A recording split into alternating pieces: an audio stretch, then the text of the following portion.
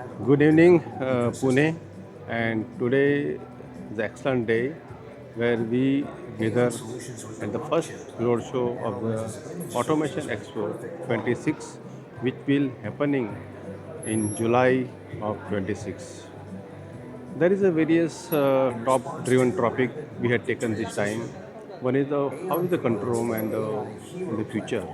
Second is the user and buyer meet that will give the deal business and most important thing is cyber security. So add-on to the last year promotion, these are three add-on promotion, and this is excellent. We help to connect the people to each other, buyer, seller, new generation. They understand what is AI, what is automation, what is robotics, which help the grow of this India and our nation.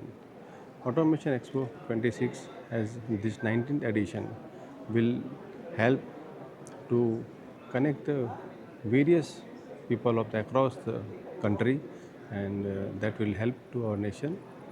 You are welcome to this Automation Expo 26 at the Mumbai. Thank you.